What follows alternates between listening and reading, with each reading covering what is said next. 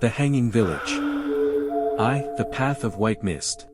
The road to Nhamxi Village wound like a serpent through the mountains of Yunnan. All day, fog pressed low over the valley, thick enough to swallow sound. When dusk came, it didn't fall like night, it seeped in, slow and heavy, until even the pine trees seemed to vanish into it. Feng adjusted the strap of his satchel and tightened his long gray robe. The dirt road glistened with dew, and somewhere ahead a bell chimed once, flat and hollow. He had been walking for 2 days. The letter that summoned him still burned in his pocket, a few strokes of black ink on rice paper. If you still value your life, come to Nhamxi. 3 are dead, and they cannot rest. There had been no name, no seal. Only that. Feng was a geomancer, a man trained in the old ways, to read the breath of the earth, to calm the dead, to bind what lingered between heaven and soil. He had seen strange things, faces pressed in mirrors, voices in wells, but this letter chilled him more than any ghost. The phrase "cannot rest" in the dialect of the southern hills carried another meaning: they are standing. He arrived at the village just as the fog began to glow pale with moonlight. Nhamxi was small, 30 houses of blackened wood and thatch, crouched around a dry riverbed. The air was heavy with mildew and smoke. No dogs barked. No one spoke. The only movement came from a white-clad woman waiting at the gate, her head veiled with mourning cloth. "You are the geomancer," she said softly, without raising her face. "I am," Feng answered. "Come quickly," she whispered. "They are beginning to sway." 2. The House of Strings. The woman led him through narrow alleys between houses, where the fog thickened like breath. The smell struck him first, sweet and rotten, like wet incense left to decay. Inside the first house, lamps burned low, and shadows moved like water. Feng stopped. There, hanging from the roof beam, were 3 figures dressed in funeral white. Their feet did not touch the ground. Red cords looped beneath their arms and shoulders, suspending them upright. Below each of them sat a wide ceramic urn filled with ash and something that looked like hair. The woman bowed before the hanging dead.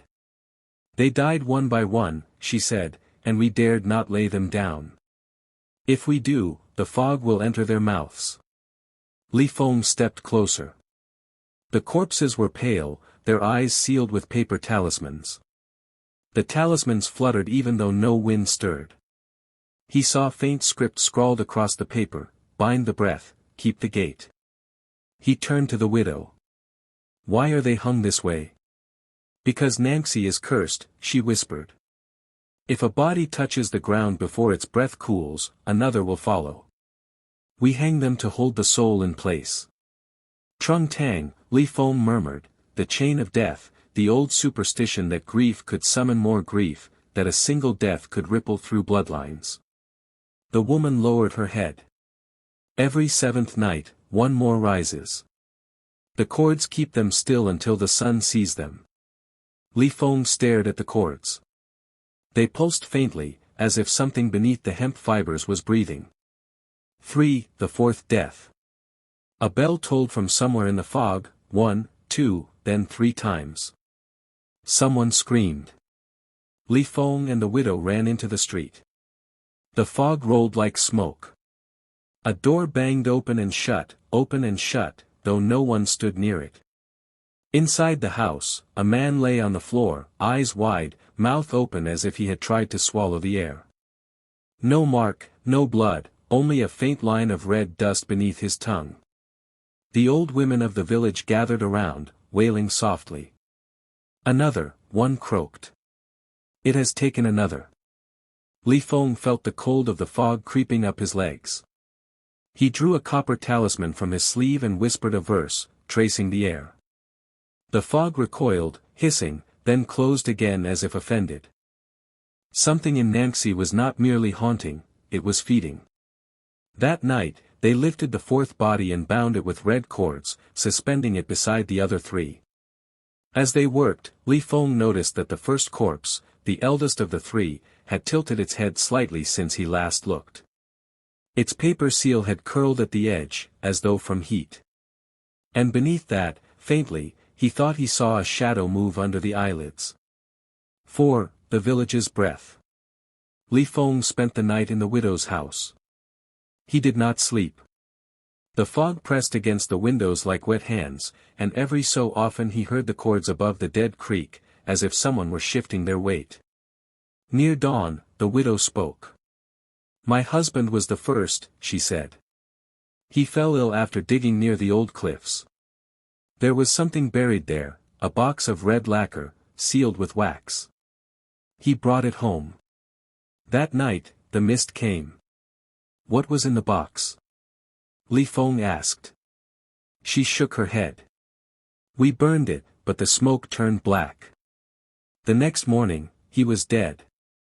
Feng thought of the old legends, mountain coffins, relics left by lost dynasties, traps for restless souls. Sometimes they were built to hold not the dead, but what the dead worshipped. He rose and looked out the window. The fog was not lifting, it was breathing, swelling in and out with the rhythm of lungs. When the sun finally clawed its way through, the light touched the hanging bodies, and for a brief moment, he saw them twitch. The temple on the cliff. The next day, Feng followed the widow's directions up the ridge. There, half buried in mist, stood a collapsed temple, its eaves broken, its stone lions eroded to nubs. Around it hung hundreds of strips of red cloth fluttering in silence. He stepped inside. The altar had rotted away, but in the center of the floor was a pit lined with black stones. The pit breathed cold. On the wall behind it, someone had painted a sigil in soot, 3 circles linked by a single thread. Around the circles were smudges shaped like faces. He knelt and brushed the dust aside. At the pit's edge lay a half-burned scroll. The script was old, Tang dynasty perhaps, barely legible. He could only make out a few lines. "The breath of one becomes the breath of all. To bind the dead is to feed the living. To hang is to wait." The last line was written 3 times. Feng's pulse quickened. The villagers weren't performing a protective rite, they were continuing one. Something here was not meant to stop. 6. Night of the 4th sway. He returned at dusk. The fog had thickened again, glowing faintly red from the lamps within the death house. Inside, the widow and 3 elders were kneeling, heads pressed to the floor, murmuring chants too low to catch. The hanging bodies swayed above them, not from wind but from some hidden rhythm. "Stop," Feng commanded. "Every chant you speak feeds it." The eldest woman looked up, eyes milky with cataract. "Without the chant, they fall," she rasped. "And if they fall, we all rise." Feng stepped forward and pulled a talisman from his sleeve. The cords trembled as he raised his hand. The room filled with a low hum, like bees in wood. Then, from behind him, a voice that was not a voice whispered his name. "Feng." He turned. The 4th body was staring at him. The paper seal had come loose. Its lips were parted, and through the dark slit he saw teeth. He struck the talisman against the floor. Sparks of red light erupted, searing the air. The cords jerked taut. The corpses shuddered, then stilled. But the sound of whispering did not stop, it multiplied. From every urn, from every crack in the wood, came sighs, hundreds of them, breathing in unison. The widow collapsed, clutching her chest. "It is waking," she gasped. "The cords are its veins." 7. The thing in the fog. The fog outside was no longer air. It was a body. It coiled between the houses, clinging to rooftops, seeping under doors. Feng ran into the street, chanting the sutra of returning souls. His words fell flat. The fog swallowed them whole. From the hill above, a shape rose, massive, formless, the size of a house. It was made of vapor and faces, dozens of faces, overlapping, each one mouthing silent words. He felt them brush against his thoughts, whispering names he had never spoken. The dead were not gone, they had joined. The cords. The hanging. The village itself was feeding it, the ritual had turned inward. He saw now, Nhamxi had been built as a cage, its streets laid in a spiral, its center the death house. Every hanging was another knot in a web meant not to protect, but to sustain. He ran back inside and cut one of the cords with his ritual knife.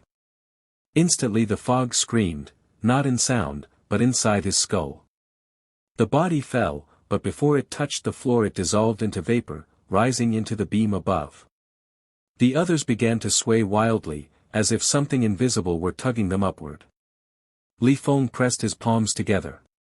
By heaven's light, by earth's law. The lamp burst. Darkness. 8. The voice beneath. When he woke, there was no light. Only the hiss of breath everywhere around him. He was lying on the floor, face to the cold earth.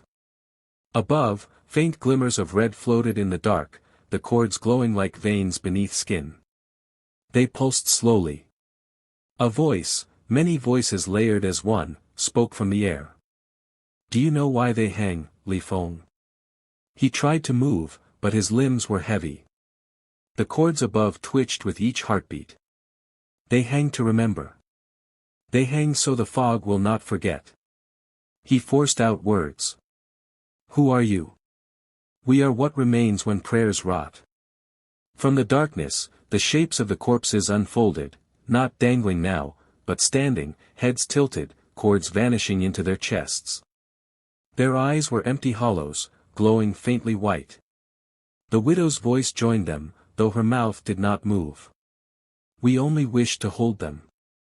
To keep them near. To stop the world from taking them away. Feng felt tears sting his eyes. Then let them go, he whispered. The world is already gone. 9. The dawn right. He reached into his sleeve and drew out his last talisman, an ancestral sigil written not with ink, but with the ash of his own burned bloodline, the mark of the gate closer. He pressed it to the floor. The ground cracked. Light poured upward like water. The cords caught fire, silent, smokeless flame. The hanging bodies arched, mouths open in soundless screams. The faces in the fog thrashed, dissolving into ash. The house groaned as if exhaling centuries. Feng recited until his voice broke. The light burned through the walls, spilling into the street. The fog recoiled, shrank, and vanished over the ridge. When the first real dawn touched the eaves, the house was empty. The cords had turned to white dust. Only the urns remained, their ashes cold. The afterbreath. He buried the urns beneath the temple on the cliff, sealing the pit with stones. For 3 days he stayed, burning incense and chanting until the smoke rose clean. When he left Nhamxi, the fog no longer followed him. The valley lay still, silent, as though it had never been touched by life. But halfway down the mountain, he heard a bell ring once, low and dull. He stopped. The air was clear. He looked back. The village roofs shimmered faintly in the morning haze, as if seen through glass. And then, just for a moment, he saw shapes, thin, white shapes, hanging in the mist again, swaying gently in the light. Epilogue. Years later, travelers through the Yunnan highlands told of a place where fog never thins and where no birds fly. They said if you walk too deep, you might hear ropes creak in the air above you. Some claimed to have seen the faint silhouettes of people suspended in the mist, not by the neck, but by the chest, as if held upright by unseen hands. And sometimes, if you speak a name into the fog, a whisper answers back.